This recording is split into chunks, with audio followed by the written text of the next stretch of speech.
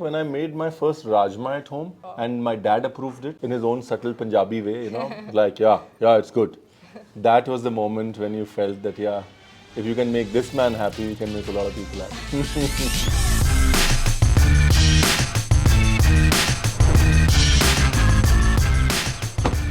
Hi guys, I have just arrived in Abu Dhabi to meet the most well-known chefs in the world. He's the author and a restaurateur.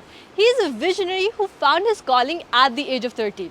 Since then, he's learned the art of cooking and went on to becoming the most youngest executive chef only at the age of 25. Not just that, he is also the face of many such cooking shows. Well, today in this episode of Sunday Brunch in the Middle East, I'm about to meet the most humble and popular Ranveer Brar. So, let's go!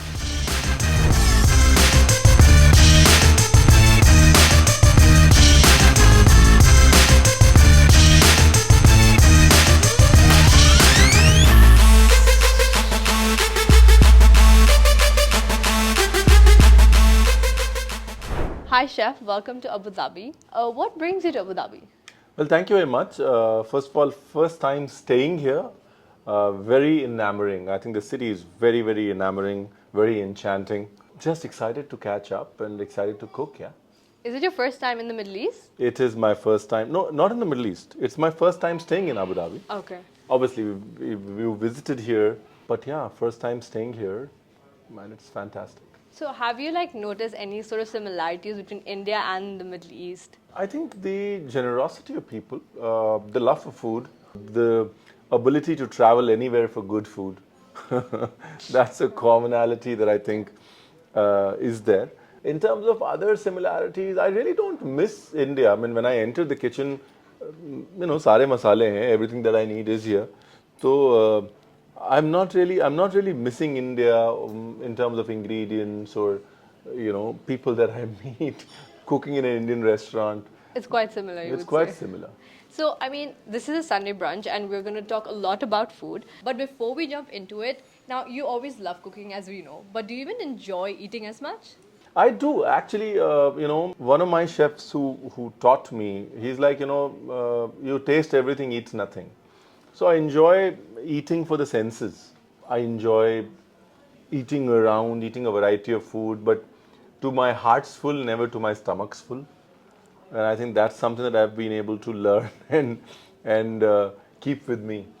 You spent your childhood in Lucknow and the city is known for its delicious kebabs and biryani. Now, what is something that adds to your favorites list? I'd always say the galoti kebab, which you're going to taste now, is one of my favorites. It's very, very unique, very different, melt in your mouth.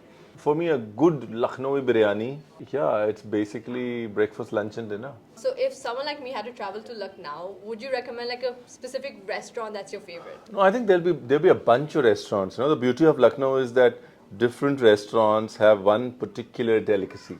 For example, अगर पसंदे खाने हैं तो मुंबईन जाइए. अगर निहारी खानी है तो रहीम जाइए. अगर if you want a good galoti kebab, go to the old Tunde. If you want a good shammi, you have to go to the Sakhawat. So that's the beauty of the city. There are iconic places just known for one dish, and that's what makes it beautiful. Speaking of so much food, it's definitely got me hungry. So without further ado, let's start the Sunday brunch. Awesome.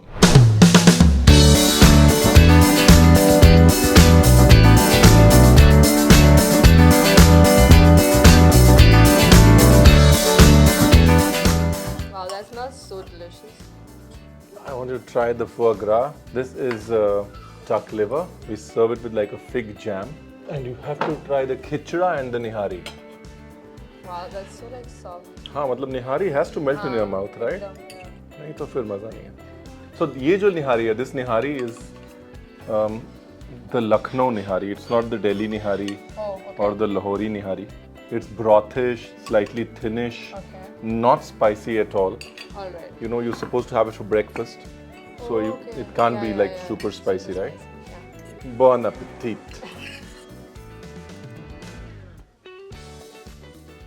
So Chef, when you started your journey, do you remember the specific moment or a memory where you wanted to take up, being a chef professionally? I think when I made my first Rajma at home and my dad approved it, in his own subtle Punjabi way, like, yeah, it's good. That was the moment when you felt that, yeah, if you can make this man happy, you can make a lot of people happy.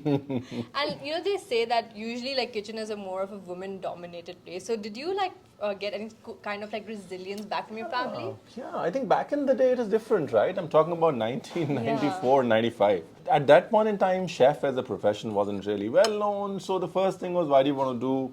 That's a hobby. What do you want to do for a living? Women do this. It wasn't as fashionable as out there as it is today. Yeah. So you had to go out there and sort of, one, explain, two, stick to your guts, and three, believe in what you were doing. Yeah, and you also became the youngest executive chef at the age of 25.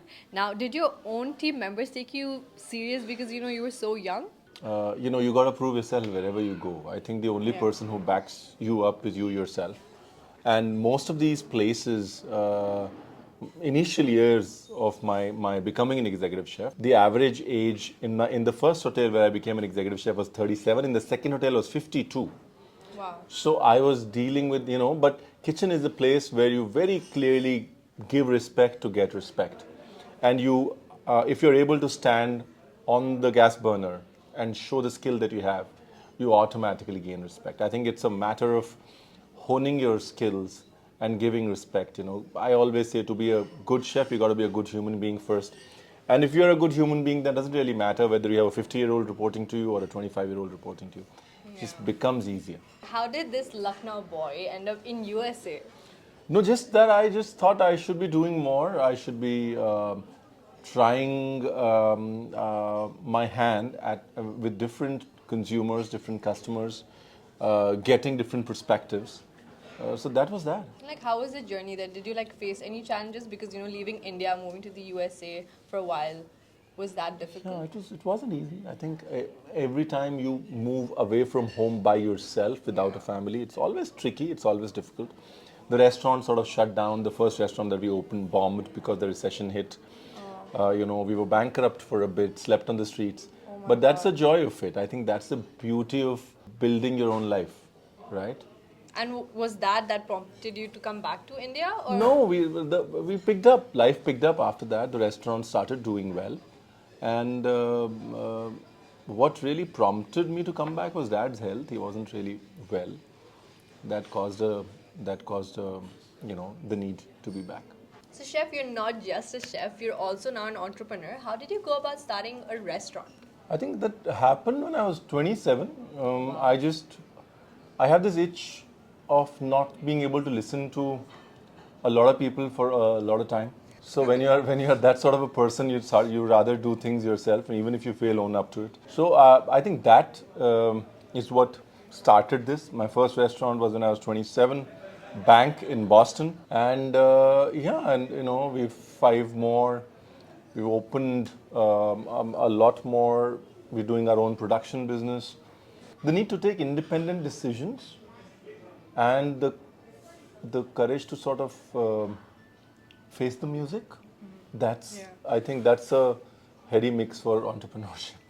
But like now that you're an entrepreneur as well, but like chef needs like a creative touch to it. Does it ever like get you up to a point where you're like, I don't want to cook anymore? Like, does it ever not make you like your job anymore? No, I think see, I do not handle the business side of things. Oh, okay. I do not. I take decisions and I trust my gut, but business, numbers, bottom line, I don't ever get into. I think that dilutes my perspective of why I'm into this in the first place. Now, chef, like I want to dig deeper into your journey, but before that, I want to play like a very fun, rapid game. It's really easy, I promise you. Yeah. Go for it. Okay. Even if it's difficult, I'd fail. So either way, it doesn't matter.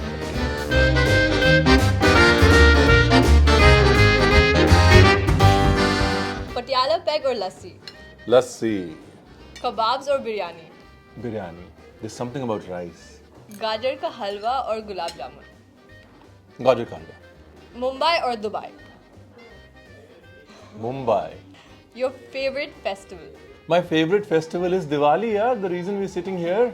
Dal chawal or lasagna? Dal chawal, any day. Any day. A dish you feel you've mastered? I don't think I've mastered anything. Really? I think the journey continues. It'll be extremely arrogant of me to say that I'm a master or something. There are people who've been cooking the same dish for like years and years and years, and they say they're still learning. So for me, it'll be extremely arrogant to say I've mastered anything. Okay. Well, the way to your heart is? Through my head. A good conversation, Okay. good stories. Yeah, I think I like the cerebral indulgence more than the sensory indulgence. Okay. To be a good chef, you need? Patience and persistence. I think, um, cooking and life sort of go hand in hand, and it's impossible for you to not have crossed a few cycles in life or a few platforms in life for it to reflect on your food. So the journey of cooking and the journey of life go together. For you to expect to cook like a 40-year-old when you're 23, you still have to live a little bit of life for it to reflect in your food. So it is a game of patience. Your dream restaurant looks like? My dream restaurant looks like a 20-seater on the side of a stream, very far away from civilization, run by just two people, one in the kitchen, one outside, 5 to 6 items on the menu, that's about it. Closed 3 days a week, open only Thursday, Friday, Saturday, Sunday. And that's it. Somewhere in the South Islands in New Zealand, that's what it looks like. Wow, we're just trying to like picture it in my head. A chef you admire? I think many for different reasons, right? I admire, Vikas for his patience. I admire Kunal for his skill. Chef Sanjeev for what he's done for a lot of our generation. I admire Nobu a lot. He's been able to create something way bigger than himself. So I think there's a bunch of chefs. Yeah. Also, like TV has been a big part of your career. So being in front of the camera, was that easy? The first time it was tricky. I look at the first few episodes and I'm only looking down and cooking. I hardly see the camera. I'm like, who's this guy? But gradually, I think, you learn to use the medium as an extension of expression. Like food is expression. Yeah. That's also expression. The camera itself is an Yeah. expression. So you learn to use it. So eventually it got like comfortable Yeah, for you. I think 4 days a shoot. Okay. 5th day onwards, I just sort of started. And like food is like one of the main things that even like some people travel across the globe to like have a specific dish. Has that ever happened to you? Have you traveled to a specific country or a place to have one dish? I only travel to eat, not Okay. specifically a single dish, but I only travel to eat. My only objective of travel is because the checklist of what I have to eat is there. I was recently in Finland because I wanted to understand Lappish food, which is the food of the Arctic Circle. Okay. That was always fascinating. So my objective of travel is food. So is there like anything specific favorite that you like that you travel like often? I think I travel for a meal to Noma anytime. Oh. Like Yeah. how's it that like any different? Like, It is one of the best restaurants in the world, run by a great friend, Rene. okay. And his understanding of tastes and flavors, it just shakes you from inside, and that's what I like. And like is there like have you ever tried to like recreate that dish since you like No, I think for me, classics should be recreated. okay. So that they have to be kept alive. Dishes that are inspirations should be loved and respected and enjoyed. Has there any sort of like ingredient in like a specific country that you want to like take back with you to India, like mix it up and make your own dish out of it? Like I do exotic. that a lot. I Oh, do that really? a lot. Like every time I'm in Australia, I'd pick up the myrtles, lemon myrtle. I'd pick up finger limes, exotic ingredients from Australia, bring them back, and use them in my kebabs. Use them as sprinklers on my chaat masala.